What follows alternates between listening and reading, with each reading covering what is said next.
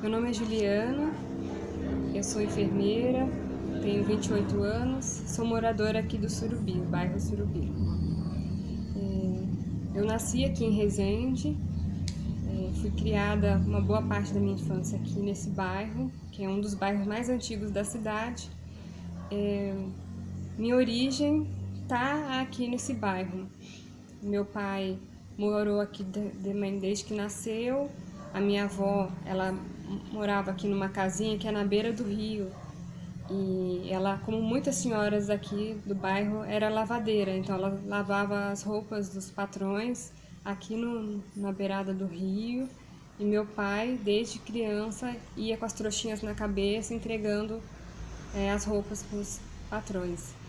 Coincidentemente, a minha avó, por parte de mãe, também é lavadeira. Ela também trabalhava, né, porque tinha muitos filhos, só o marido não, a renda do marido não dava. Ela também trabalhava lavando, engomando, passando as roupas. Então, minha origem é dessas vós, essas mulheres fortes que trabalhavam com o que elas podiam para ajudar na família, né? Famílias de muitos filhos, de um marido ausente. Minha avó também mora aqui em Resende, ela é do interior de Minas e veio para cá quando ela casou. E aqui minha mãe foi criada. Então minha família é toda aqui de Resende e eu tenho um carinho especial por esse bairro, que foi onde meu pai foi criado, onde eu fui criada, e que tem muita história aqui de muitas mulheres que eram lavadeiras, benzedeiras, que trabalhavam aqui, e dos homens também que vieram para construir a estrada ferroviária e que acabaram ficando, e assim o bairro foi se formando. Da minha infância, eu cresci aqui, criada pelo meu pai e pela minha mãe. Tenho uma irmã com 4 anos de diferença. Sempre foi uma criação, como a gente chama, familiar e do bairro. Todas as crianças aqui eram cuidadas por todas as pessoas do bairro. Eu sempre tive uma ligação muito forte com a Igreja Católica, meu pai trabalhando nas comunidades eclesiais, nas pastorais sociais, e isso fez com que eu fosse também criada por todas essas pessoas da igreja, do bairro, que estavam sempre em contato com a gente, sempre olhando, vigiando as crianças, ajudando. E eu acho que isso é até uma característica da matriz africana, essa criação coletiva, né? Enfim, agora eu reencontro as pessoas da minha idade, assim, que estudei junto, e vejo que todos nós, quando a gente se recorda de como tinha tal senhorinha que cuidava da gente, tal senhorzinho que fazia, então é uma criação meio que coletiva.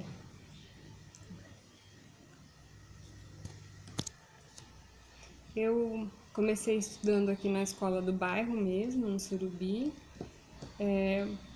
Estudar aqui foi bom porque estava com a minha comunidade, mas desde o meu estudo aqui eu já sofria algumas situações de racismo, por mais que é um bairro com prevalência de negros, mas sempre vivi algumas situações e que, como criança, eu não entendia muito bem, mas que era aquele cabelo que não era aceitável, que a professora que tratava a gente diferente.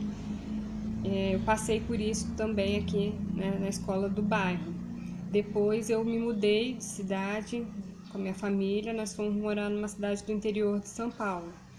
E lá eu fui para uma cidade com poucos negros na cidade. E estudei primeiro numa escola pública lá. Era uma das poucas crianças negras. Lá, assim, o sofrimento que eu passei aqui, das situações de racismo, nem se compara com o que eu passei lá, porque lá vinha de todos os lados o racismo, principalmente dos professores, das crianças também, porque você era o diferente, né? Então, ser negro naquela época para mim, né, uma menina negra no interior de São Paulo, foi muito difícil. Não tinha nenhuma aceitação do cabelo. Eu lembro que Eu odiava pegar o ônibus municipal da escola, que tinha um ônibus que levavam todas as crianças. Sim. Porque dentro daquele ônibus ali, as crianças eram muito maldosas, puxavam meu cabelo. Sofria diversas coisas assim que hoje em dia a gente conhece como bullying, né? Nessa escola eu passei o primeiro ano não tendo nenhuma amiga. Às vezes tinha algum professor ou outro que tratava um pouquinho melhor, então eu fui pegando meu refúgio nos estudos. Sempre fui uma criança que ficava muito quieta, lendo, estudando, porque a interação social assim era muito prejudicada. Depois disso eu fui para uma escola particular e lá eu e minha irmã éramos as únicas crianças negras da escola inteira. Então foi bem difícil. Os professores não tanto, porque era uma escola particular, então eles tinham que meio que esconder o preconceito deles, porque, entre aspas, a gente estava pagando a mensalidade.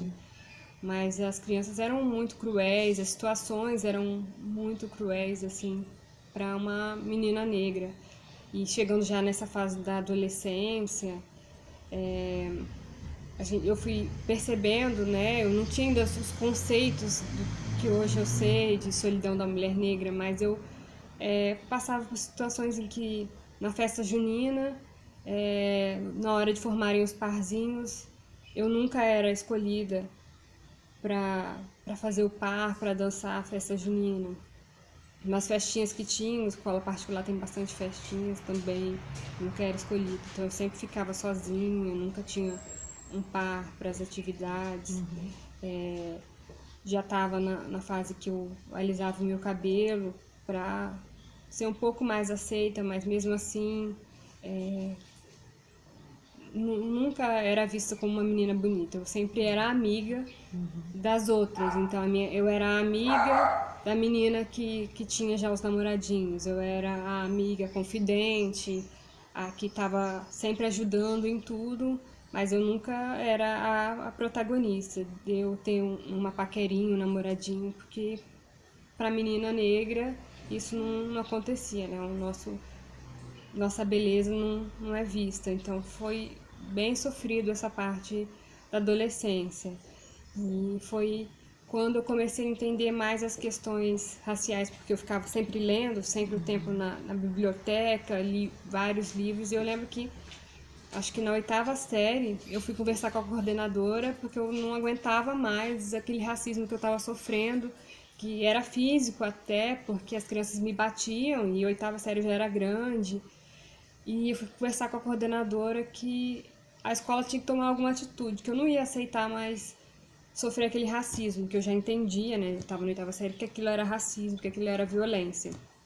Aí a coordenadora pediu para que eu fizesse uma redação falando sobre racismo, e eu fiz essa redação. Num evento que teve cultural da escola, eu montei uma sala inteira só com o tema de racismo, junto com a professora de geografia. E eu lembro que eles imprimiram a minha redação num tamanho enorme, que ficou numa página, e que essa foi a ação assim que a escola conseguiu fazer para meio que conscientizar os alunos, os professores,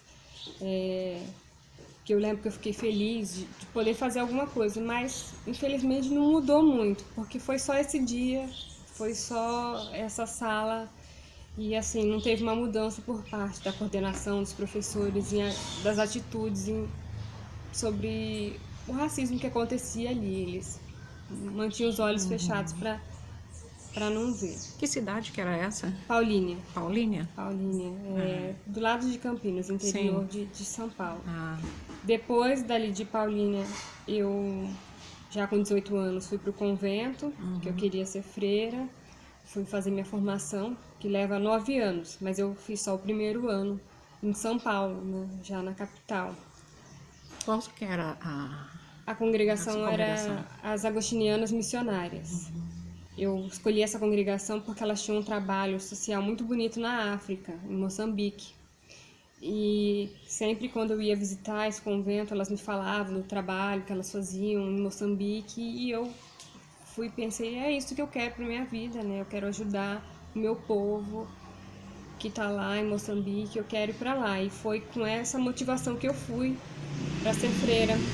Mas eu fiquei um ano só, porque lá dentro da instituição eu vi como a instituição é machista, como as mulheres não têm direito a nada. Assim, nós, formandas ali a serem freiras, a gente tinha que seguir todo um rito de roupas, a gente não tinha acesso a computador, celular, a gente não tinha acesso à leitura, assim, poder estudar igual os seminaristas tinham. E eu pensava, nossa, mas por que os seminaristas podem fazer faculdade e tal? Por que eles podem escolher a faculdade e a gente não pode? Por que eles têm uma biblioteca enorme, eles podem ler várias coisas e a gente não? Eu sempre estava lá dentro me questionando. E nesse questionamento eu também percebi que as negras eram colocadas para os cargos de cozinha e limpeza. Até na minha época as negras chegavam a fazer uma faculdade que a congregação escolhesse. Então eu queria fazer medicina e elas chegaram a verbalizar para mim que eu nunca iria fazer medicina. Eu ia fazer o que elas mandassem eu fazer. E observando as irmãs que estavam lá, eu vi que as negras eram mandadas para a cozinha ou para lugares bem afastados e com um trabalho que não é menos, mas assim, se ela queria algum cargo, se ela queria liderar, por exemplo, um colégio, se ela tinha uma ideia inovadora, nada disso era levado em conta. Isso era apagado, você vai para a cozinha trabalhar lá, você vai coordenar a limpeza e é isso. E os cargos de conselheira, de econômica, as que eram responsáveis por viajar o mundo, fazer palestras, eram sempre para as mulheres brancas, que elas davam um incentivo ao estudo, e principalmente para as que eram do estado de São Paulo e do Sul.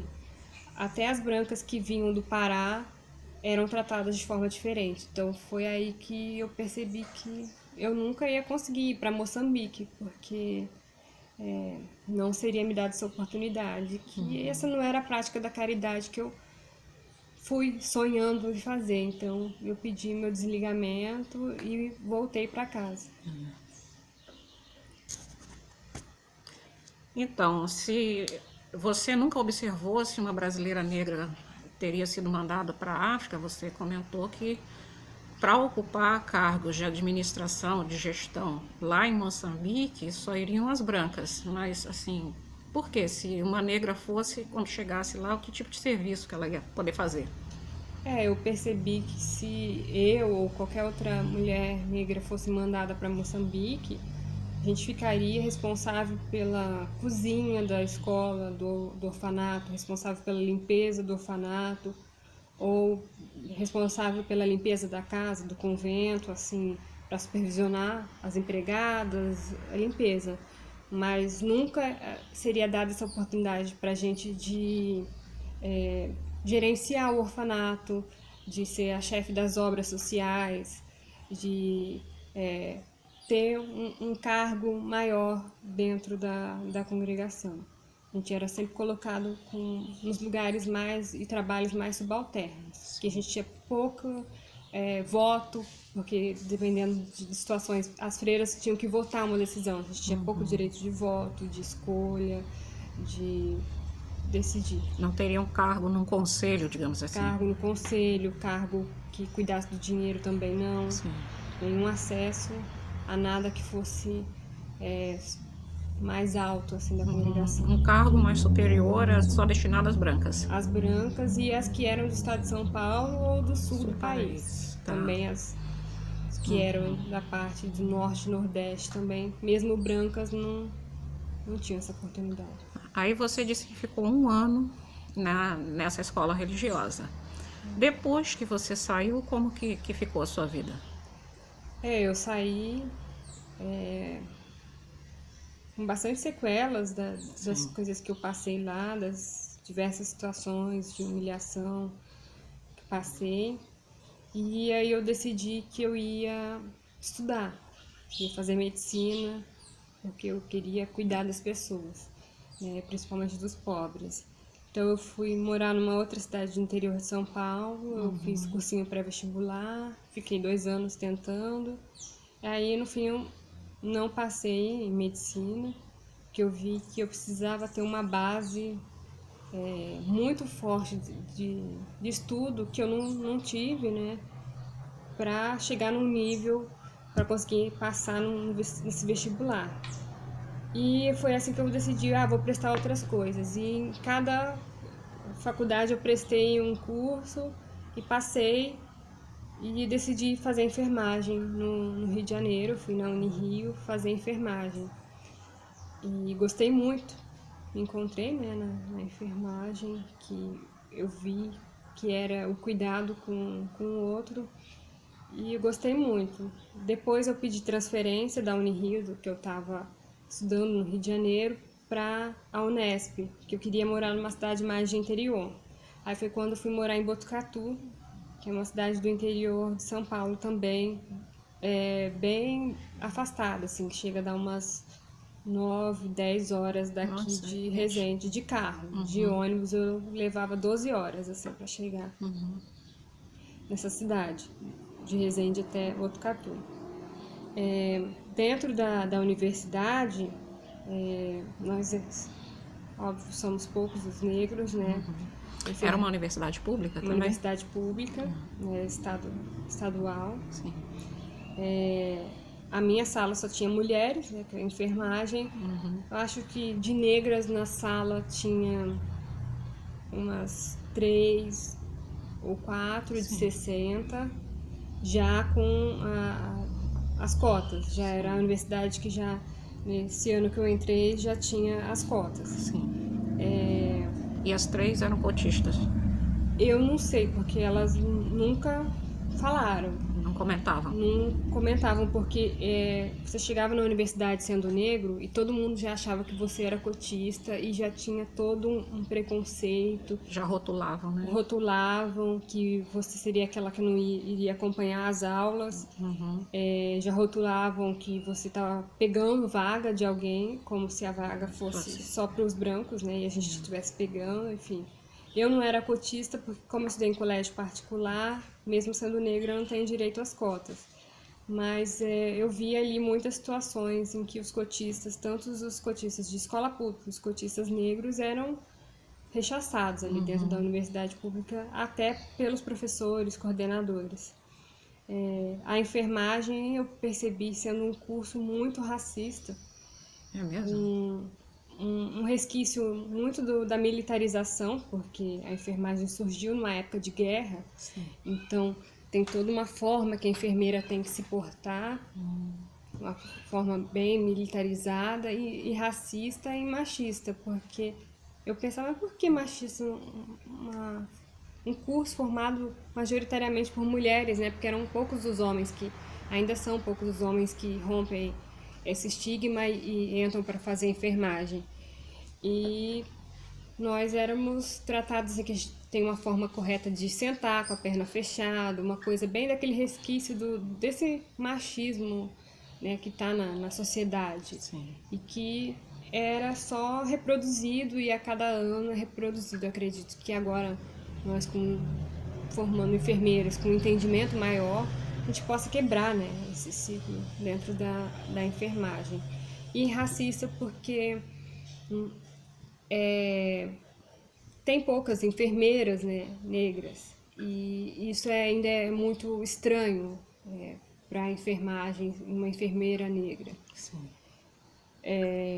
Que vai ocupar um cargo de gestão, né, gestão do hospital, gestão de uma enfermaria, né. As pessoas não conseguem entender um negro ocupando um cargo, mesmo que a gente tenha feito uma faculdade igual todos, estudado igual todos. Então tinha muitas situações. Uma que me marcou muito foi quando eu entrei para o estágio de centro cirúrgico e a touca cirúrgica não cabia no meu cabelo, porque eu tinha um black, eu já tinha parado de alisar meu cabelo, já estava muito forte nas minhas questões e na minha identidade como mulher negra.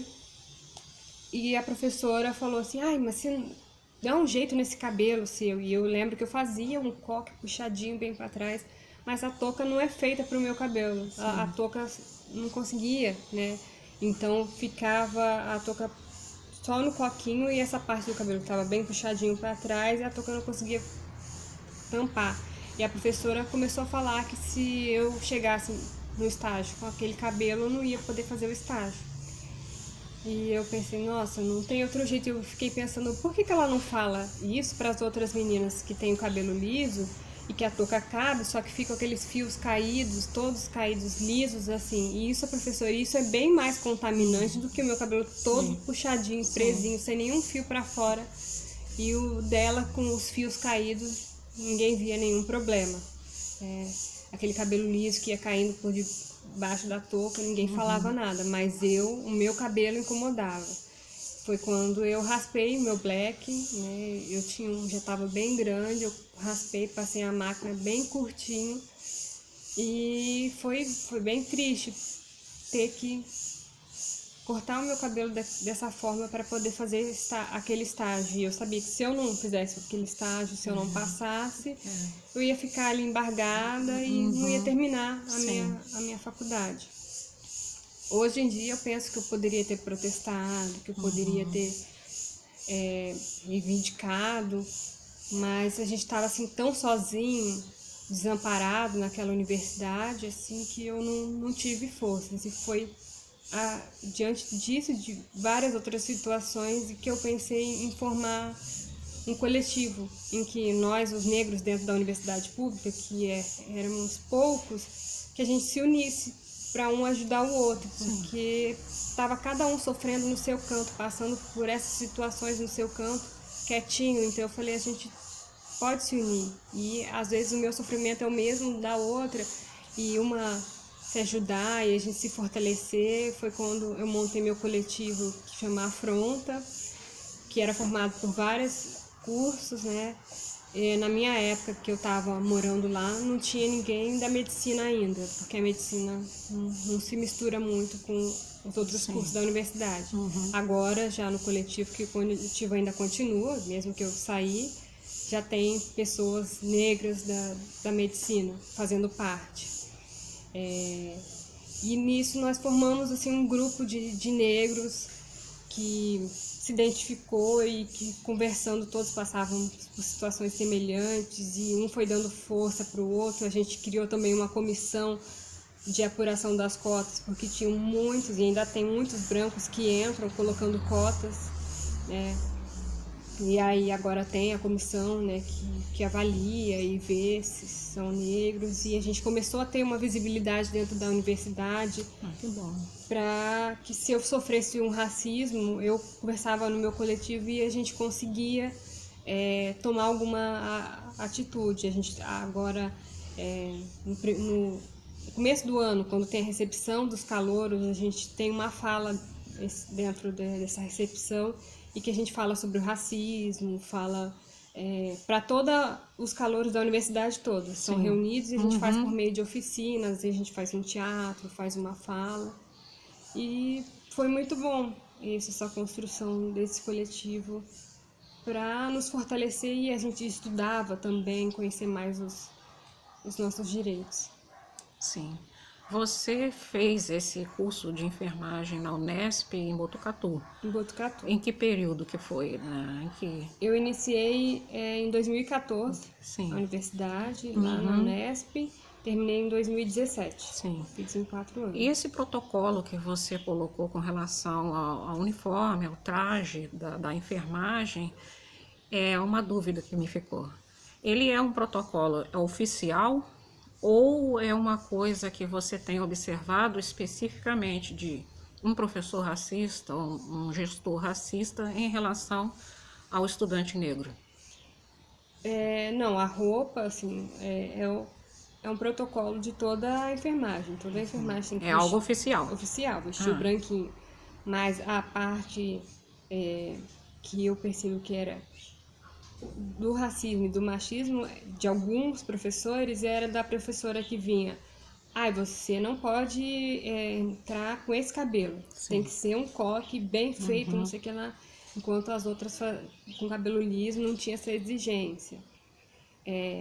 A professora que fala que a enfermeira tem um jeito de sentar. Então, a enfermeira tem que sempre sentar reta, com a perna fechada.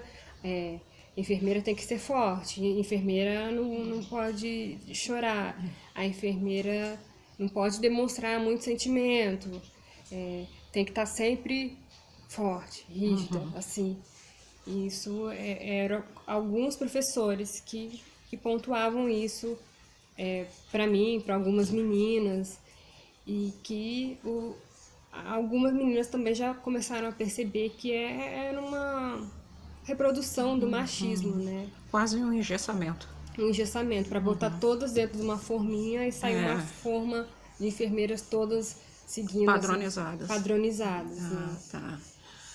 E com relação à experiência com o curso de medicina nessa universidade, você teria? Eu tive experiência porque na Unesp, os 2 primeiros anos, a enfermagem tem uma disciplina que chama disciplina que a gente trabalha na comunidade, que é junto com a turma de medicina. É bem difícil porque a medicina...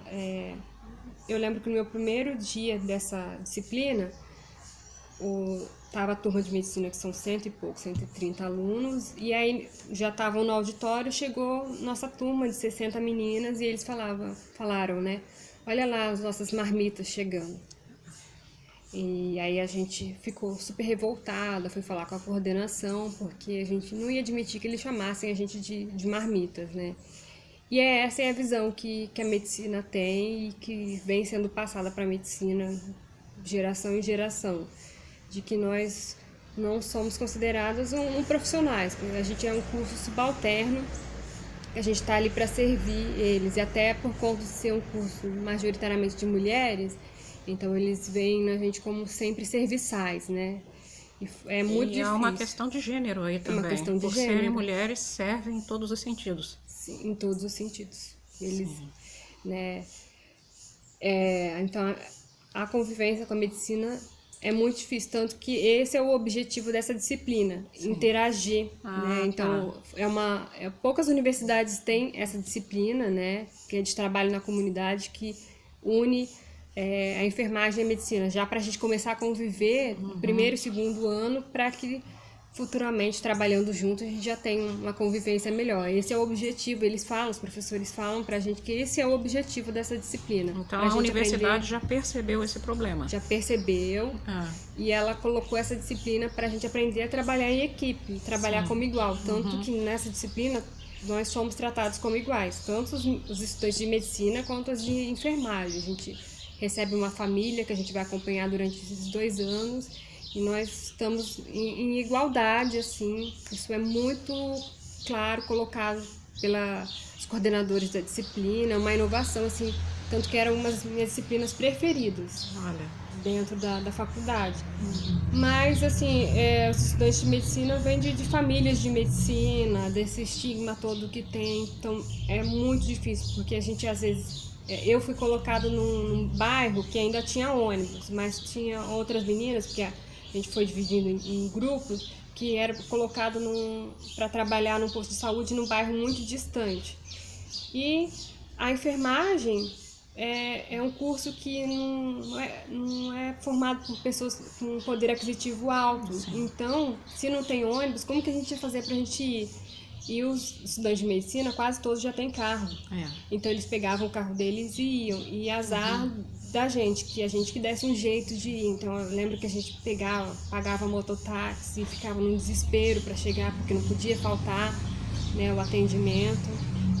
Então, já começava as brincadeiras, as humilhações por aí. Eles iam com os carros deles para a disciplina, eles tinham todo um acesso, todo um tratamento diferente por parte da equipe, e a convivência com a medicina ainda hoje é muito difícil, tanto porque tem a questão do machismo dentro do hospital, os médicos tratarem a gente como serviçais, até por parte das médicas, e de ser uma profissão de mulheres, uma profissão de pessoas que têm menos poder aquisitivo, então daí é uma dificuldade de convivência muito grande, resquício, né, dessa nossa sociedade. Claro que um espelho da sociedade. É um espelho da sociedade, né, dessa divisão. Sim. Aí depois que você se formou, qual o encaminhamento que você deu para sua vida? Você veio, voltou para Resende, o que você fez? Depois que eu me formei, eu entrei para fazer residência em saúde mental. Eu me identifiquei muito com a parte de Lá em saúde mental. Botucatu Lá em mesmo? Botucatu. Ah, Eu passei na residência lá, comecei a fazer a residência de saúde mental, mas eu não fiquei muito bem de saúde, já estava morando, né, há 5 anos lá, e aí eu decidi que era melhor voltar para casa, voltar para perto da minha família, que meus pais já tinham voltado a morar em Resende, sim. já fazia 5 anos. Então eu decidi voltar. Minha irmã também tinha terminado a faculdade dela de educação física, que ela fez na Unesp também. E ela voltou e eu falei assim, acho que eu vou também voltar para minha origem. Foi quando eu vim aqui para Resende, pro meu bairro que eu nasci, que eu fui criada. E estou aqui. Sim. Então, aí depois que você chegou aqui em Resende, você começou a trabalhar na sua área, como que foi o retorno aqui? Eu achei que seria mais fácil, né? Até porque eu fiz uma faculdade pública, uma das melhores faculdades de enfermagem do país, e então eu achei que eu chegando aqui eu iria entregar currículos e que eu teria uma devolutiva boa. E não foi o que aconteceu. Passei um ano, já estou um ano desempregada, nunca fui chamada para entrevistas em nenhum desses hospitais daqui da região particular. Foi quando eu fiquei estudando para concursos e eu percebi aqui diversas situações de racismo e que eu não esperava, porque lá já estava acostumada com esse interior de São Paulo, com poucos negros, com um racismo lá para eles tão natural, tão escrachado, assim, né, de comunidades neonazistas que existem lá, e que tudo isso lá é muito forte. E eu achava que eu voltando para Resende, uma cidade com prevalência, com maioria de negros, que aqui seria mais fácil, que eu encontraria mais receptividade, que aqui as pessoas já estão acostumadas a ver o negro ocupando cargos e que seria tudo muito mais fácil. Não foi isso que eu encontrei. Encontrei muitas dificuldades e encontrei muita semelhança. Eu pensei, nossa, eu achei que aqui em Resende seria diferente, mas eu vi aqui um comportamento da cidade, das pessoas, muito parecido com o de São Paulo. Aqui, de uma forma mais velada, o racismo lá, em São Paulo já é mais escrachado, é mais jogado na nossa cara mesmo, que eles não nos querem, que eles não querem estar no mesmo espaço que a gente. Aqui as pessoas ainda dão um jeitinho de disfarçar, mas a gente percebe, né? E eu fiquei muito chocada com isso. Até porque eu lembro aqui de Resende de ter um movimento negro muito forte, que eu participava desde criança com meu pai, a missa afro, a pastoral afro dentro da igreja. Então eu achei que eu ia estar voltando para minha origem e encontrar uma recepção muito maior, e encontrar uma pastoral afro atuante, encontrar um movimento negro atuante. Eu cheguei aqui e vi que da mesma forma que o meu coletivo negro lá em São Paulo faziam de tudo para fechar, para acabar, para que não desse certo, está acontecendo aqui com os movimentos também. Sim. Que que não querem que esse movimento aconteça.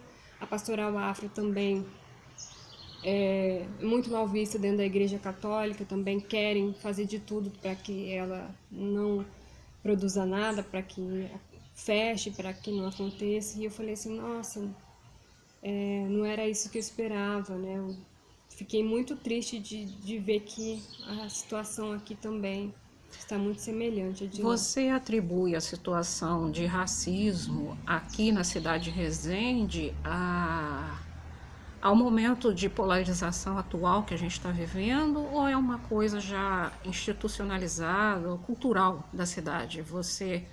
No passado, você disse que já viu um movimento negro atuante. Ao que você atribui essa queda do movimento? Eu acho que é essa polarização, essa ascensão da direita, do fascismo, que tem feito com que todos os movimentos sociais tenham essa queda de atuação que estejam querendo ser dizimados, né? Sim. E aqui o movimento negro continua sobrevivendo, tentando, né, resistindo, mas a duras penas.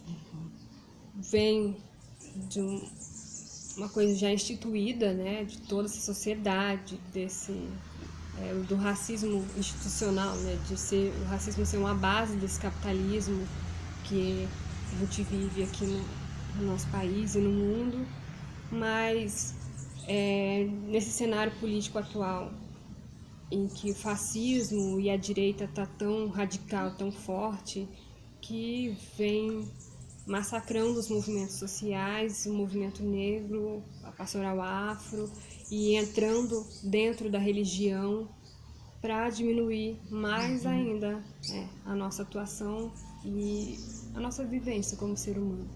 Sim, você falou da questão religiosa, que lá atrás, no passado, na juventude, você participou de uma instituição religiosa católica por um ano porque você queria ser freira.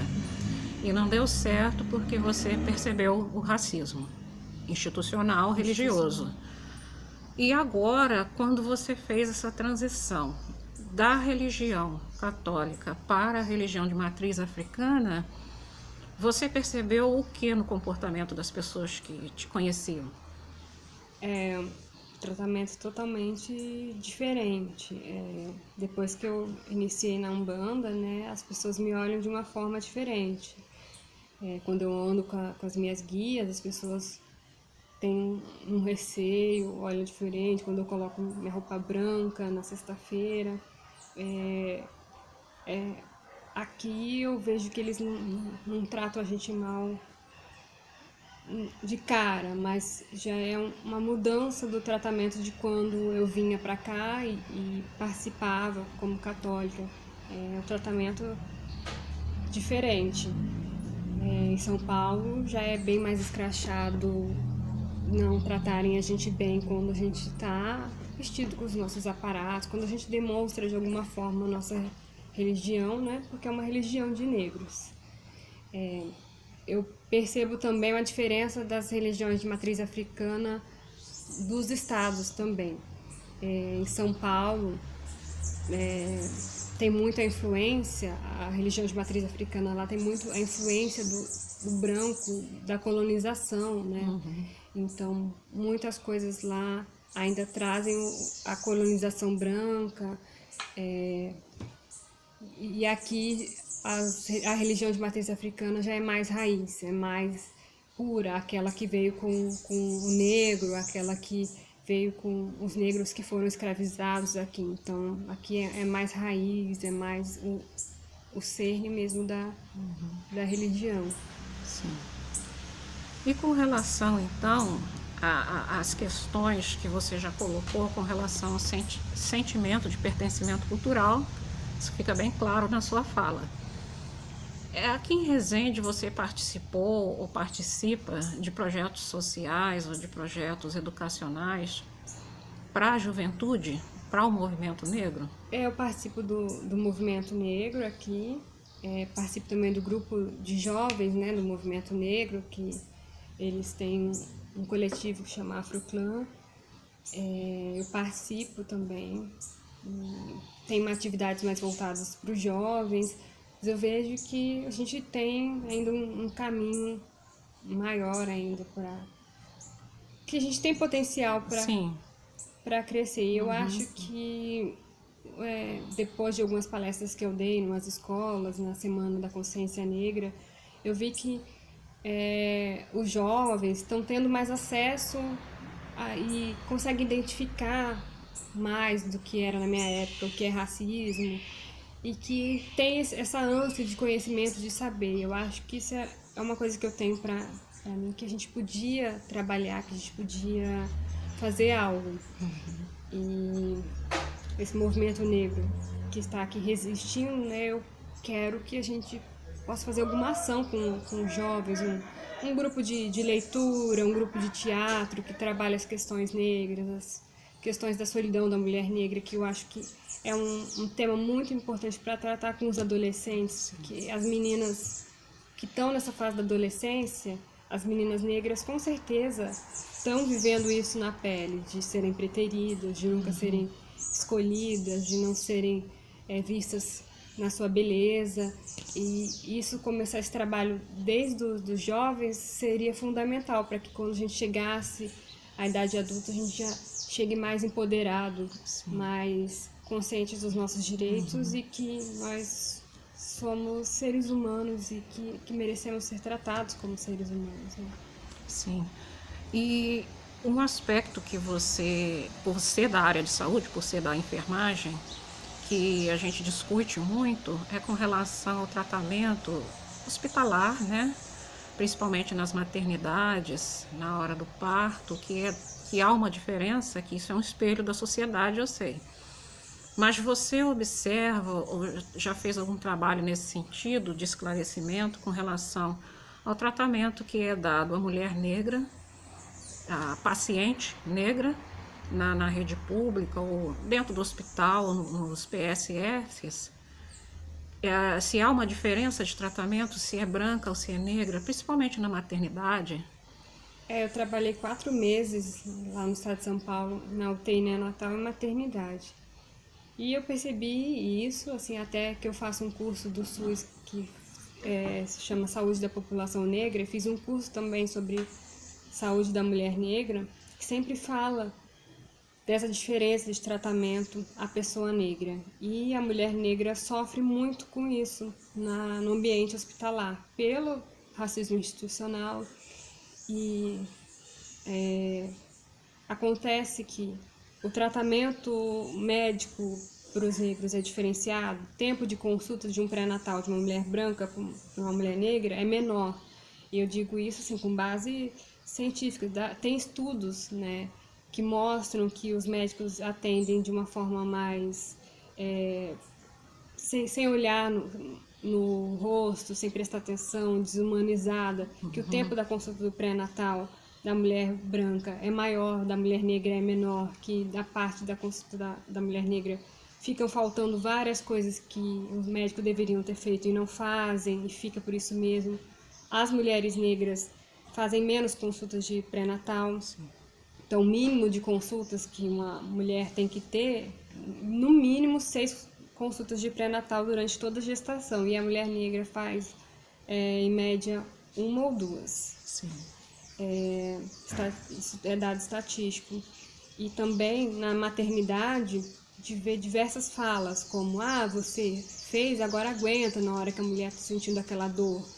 Um estigma de tratar a mulher negra inferior, tratar a mulher negra como uma parideira, e até a questão de analgesia. As mulheres negras, elas recebem menos anestesia, porque vem aquele resquício desde a época da escravidão, em que trata-se a mulher negra como uma mulher forte, que ela aguenta a dor. Então, não precisa dar anestesia para ela não, ela que aguente. Enquanto a mulher branca, se ela pede, eu tô com dor, ela pede uma anestesia, para ela é dada de pronto, mas para a mulher negra, não, você aguenta, faz força, você não. E é dado estatístico que as mulheres negras recebem menos analgesia, recebem menos cuidados pós-parto, e tudo isso auxilia para que a mortalidade materna e infantil da população negra seja muito maior, né? Então, que o Brasil tem um índice de mortalidade materna muito alto. Se a gente olhar a prevalência, a população negra é que está sendo morta, né? As crianças negras estão morrendo, as mães negras estão morrendo, as gestantes negras estão morrendo por causa dessa negligência.